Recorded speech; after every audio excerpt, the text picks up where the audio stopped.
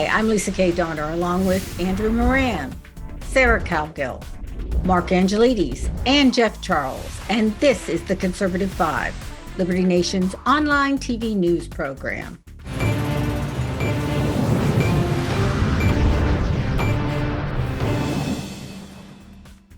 Well, we're back, and in keeping on topic, welcome to Just for Fun, the Unwoke edition.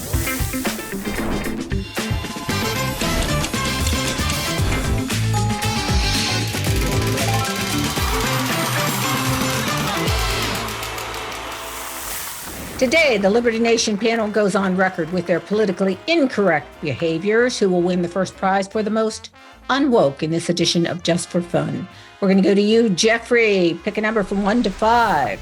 1. 1. That's a shocker. You've never picked Imagine that. All right, he always picks 1, I'll tell you. What do you say when someone asks you what your pronouns are? It wouldn't be appropriate to say on this show, but it would start with a word that begins with F, and the other is off. Oh, you take the aggressive position when they ask you what your pronouns are. Well, I have to tell you that my husband has come up with, I think, the best answer to this. He said, someone asked me my pronouns, I'm going to tell them it's me, myself, and I. Yeah, I think that's it works. It works. I mean, there's always the Matt Walsh route as well, who just made the movie, I think, What is a Woman? What is a Woman? And he argues that if you can choose your own pronouns, I should be able to choose my own adjectives, which is a far better piece of grammar. And so I guess I would answer that question. Depending on how I'm feeling during the day, I might go with the smart and dashing Mark, which I like, which you must all refer to me as, or Justin Trudeau. Adjectives are more fun than pronouns. Aren't they? Justin Trudeau will send you to the gulags if you don't use them. Or if I'm in the company of leftists, perhaps the stunning and brave Mark. How many pronouns are there out there now? Is anybody aware of this? Well, now you have something called neo-pronouns. If you go on Libs and TikTok, you see all these people just making up pronouns. So they have one where they identify as a cat. So it's per and or something like that. Right. I saw that at the Media Research Center dinner. Yeah, they had the lady identifying as a cat. Right. Yeah. I identify as a girl, a chick who can handle a 1,200-pound horse. So don't come at me asking me about freaking pronouns, because I will handle you too. And talk about adjective, a hot chick. How about that? Yeah, now we're doing adjectives. All right, Marco Polo, you have 2, 3, 4, or 5 to choose from. Let's keep the train going. Let's go with number 2, please, Lisa. Number 2. A medical form asks the question, what was your assigned gender at birth? What do you answer?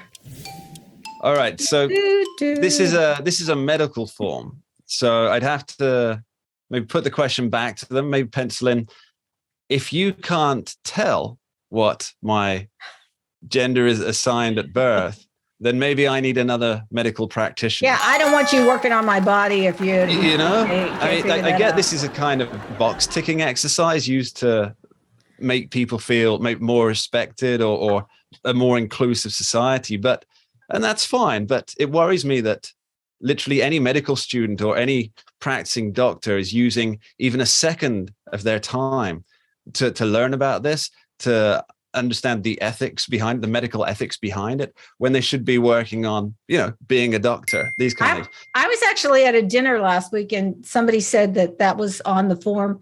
They put down their pen, they put the paper back on the receptionist's desk and just walked out. No, hell no. See, my answer to that question, it'd be the same as the first one.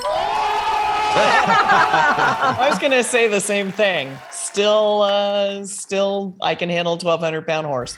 Well, gender is fluid. You can spend the entire time just writing something down, then erasing it, saying, "Oh, I'm a male," and then you erase it again, saying, "No, I'm a female," and then you go for a hermaphrodite, and then you go for "I'm this, I'm that." So you can just the whole time you're spending it and piss off the secretary. You could always go for the petulant version and just ask them what it means, but go through the whole Socratic method and make them justify and explain precisely what the value is, and they're not allowed to contradict themselves until their heads just explode. Really? How hard is this? I mean, unbelievable. I actually did see that question on a medical form recently. It was unbelievable. Sarah, Pick a number. You got 3, 4, 5 left. I'll go with 3. I knew you were going to pick 3, and I'm glad you did. I love 3. 3 is my go-to number. 3. Your kids want to go to Disney World. Do you take them or not? No. Hey, I don't have $7,500 lying around to take it's expensive. Walking kids that are going to stand in line for 3 hours and then be scared to death on the Matterhorn. A, no. And B, that's not my jam. It's not, I'm not woke. I'll never be woke. And I don't want my kids to be woke. I don't want them to think. Well, wait a minute. Snow White didn't want to be woke and Cinderella didn't want to be woke, but look where they ended up. I mean, these things happen. Don't you take your kid if they want to go, Mark?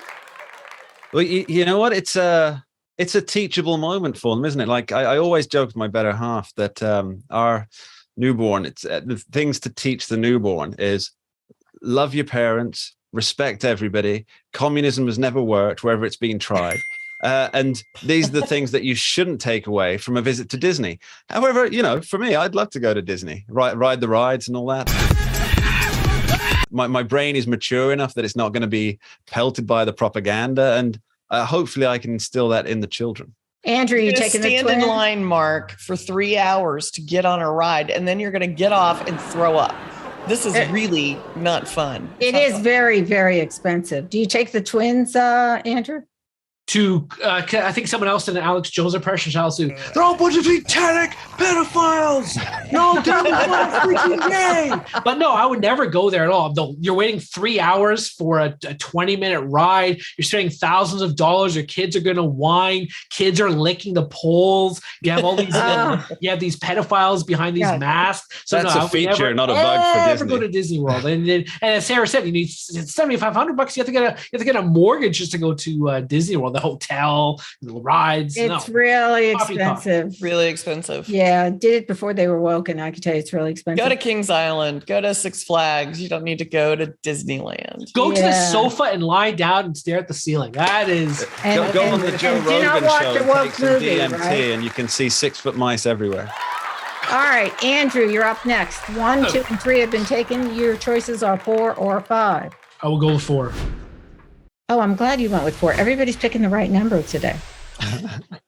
You have a chance to go to lunch with either Whoopi Goldberg or Mika Brzezinski to be schooled on wokeness. Which one do you choose and why?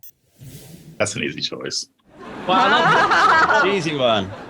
Well, I have to go to a restaurant with Whoopi and say, I would like to have a Whoopi Goldberger.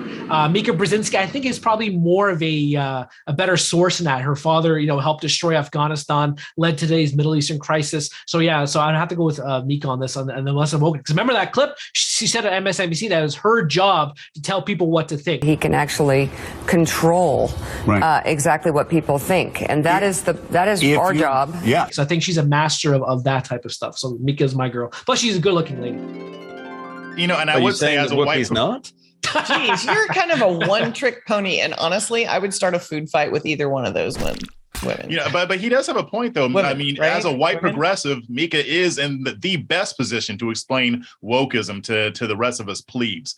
But if it were my choice, here's a confession. I choose Whoopi because I still love Whoopi Goldberg. I've loved her since I was a kid. I can't help myself. Sister Act, one of her greatest moments. Exactly. Hysterical. She's some good stuff. She's wonderful. Some good stuff. I would love to have dinner with her. I've never seen Sister Act, but I do remember her older movies that were great fun. There was Jumping Jack Flash. There was Burglar with Bobcat Goldthwait, which was a classic at the time. She can be entertaining. I'd definitely go choose Whoopi over Mika. Yeah. And of course, if she gets too much, you can just remind her own backpedaling on all the insensitive remarks that she's made in the past and embarrass them to silence. Okay, number 5. I'm left with number 5, and I think it was written to be asked to a guy, but I'll take it anyway because it's all that's left. You are a judge for a local beauty contest. Do you walk out during the swimsuit competition to make a point, or do you stay and judge away? Well, as it happens, I was actually the judge for Miss DC, which is the feeder into Miss America. They did have a swimsuit competition. I did stay for the swimsuit competition, and I did not walk out, and it was fantastic. And those young ladies were amazing. I was very impressed with all of them. and we got to ask them questions. It was fun. So if they want to do it, let them do it. I mean, it's not like somebody's forcing them to take their clothes off. They signed up for the pageant circuit. So I think, what the heck? That's right. Yeah. Protect their freedom. Yes, they are free. I mean, you already know my answer to that question. So. You're staying for the swimsuit competition. I know it. Yeah, I've never really gotten these kind of contests, but I'm a natural born contrarian. So I just stick around and throw verbal grenades throughout the entire thing just for my own evil pleasure. Because I remember that woman a few years ago. She was I think competing for Miss America, and AC Slater was the host, and she was saying, "If I were Miss America, I'd give everyone a map, because people in Africa, such as, don't have maps, and therefore we need to have maps." I don't remember that. I think it was 15 years ago. No, I do not remember that, and I'm thankful for that. Thank you very much, Andrew. Well, there you have it. A group of the most unwoke folk in 3 countries. We're probably going to be throttled and banned on every social media from coast to coast. But this is just for fun, folks. So thank you so much for joining us. We were just having a good time. Hope you did too.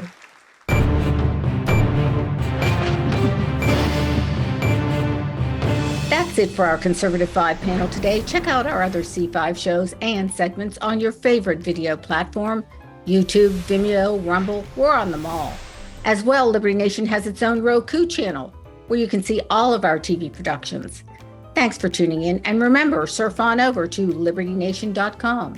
Special thanks to our fantastic editor and post coordinator, Frank Diorio, and our executive producer, Sarah Cowgill. I'm Lisa K. Donner, editor-in-chief. Thanks so much for joining us today. This has been a production of libertynation.com, where truth is making a comeback.